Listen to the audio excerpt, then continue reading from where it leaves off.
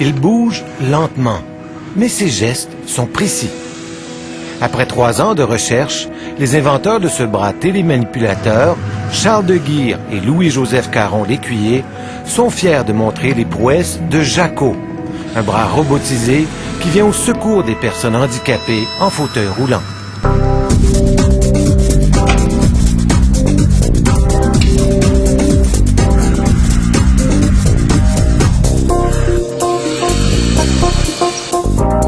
Je peux aller chercher de quoi qui est assez loin en avant, qui est presque 1 mètre sur une distance de 1 mètre.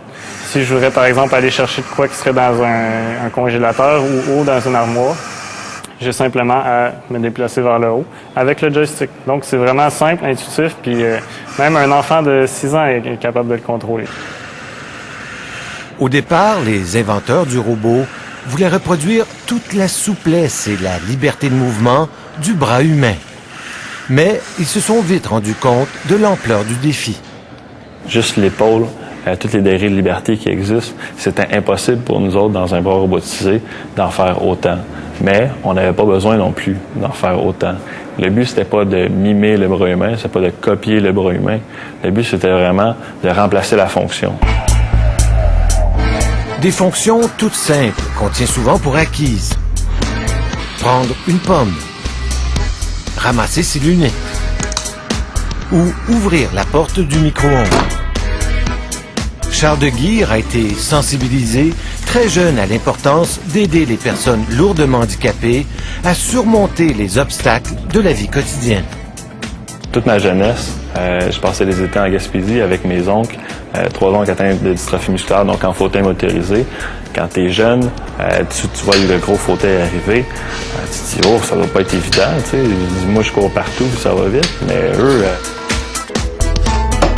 Le génie créatif d'un de ses oncles allait le marquer à tout jamais. Jacques Forêt, celui que tout le monde appelait Jacko, était un inventeur hors pair. Il avait conçu dans les années 80 son propre bras robotisé, le Manipulo. Découverte avait fait à l'époque un reportage à propos de son invention. Il bougeait seulement un doigt. Fait qu'il devait penser. Il mijotait les idées dans sa tête. Puis là, il sortait ses idées de temps en temps. Il testait ses concepts. Puis toute la famille s'impliquait là-dedans. Le Manipulo était une petite merveille d'ingéniosité. Jacques Forêt recyclait tout ce qui lui tombait sous la main. Il a repris une vieille lampe Luxo pour faire son bras. Des moteurs d'essuie-glace rattachés à des câbles de bicyclette permettaient de le faire bouger.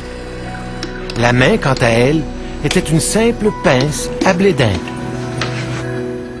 J'étais très jeune, mais dès que je pouvais tester les contrôles avec lui ou juste pratiquer avec lui, donner des défis. Est-ce que tu es capable d'aller ramasser la fraise? Est-ce que tu es capable d'aller ramasser la fleur? Ça se faisait pas en 30 secondes, là, mais ça se faisait. Là, tu vois l'impact que quelque chose de technologique peut avoir. Là, tu vois l'impact que ça peut avoir sur la vie. Puis après ça, ça te motive. Après ça, tu peux partir sur ça. Jacques Forêt est décédé en 1993 et son invention est disparue avec lui. Mais son neveu, Charles de Guire, a décidé de poursuivre le rêve. Il a fait une maîtrise en robotique à l'École de technologie supérieure. Avec son collègue Louis-Joseph, ils ont repris le travail de pionnier de Jacques Forêt et l'ont amélioré. La lampe Luxo a été remplacée par un bras en fibre de carbone qui comprend 6 articulations pour lui permettre de bouger dans toutes les directions. Ils ont pris tous les moteurs et tous les circuits électroniques qui se trouvaient derrière la chaise de Jacques Forêt et les ont intégrés à la base du bras. C'est le cerveau de Jacko. Ils ont aussi simplifié la manipulation du robot. Avec le Manipulo, il fallait maîtriser un clavier de 14 touches.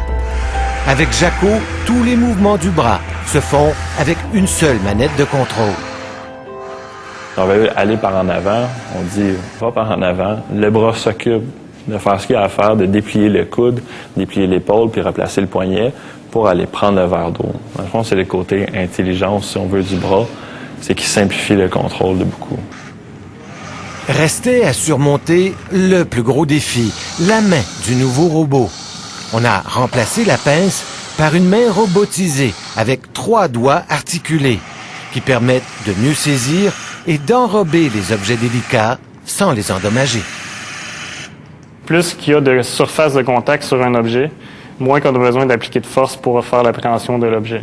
Donc c'est pour ça que c'est important d'avoir plusieurs phalanges qui vont aller bien faire l'appréhension de l'objet.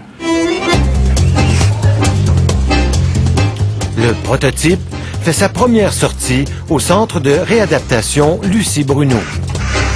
Tous ces gens en fauteuil roulant souffrent de différentes formes de paralysie. Mais ils ont tous un point en commun.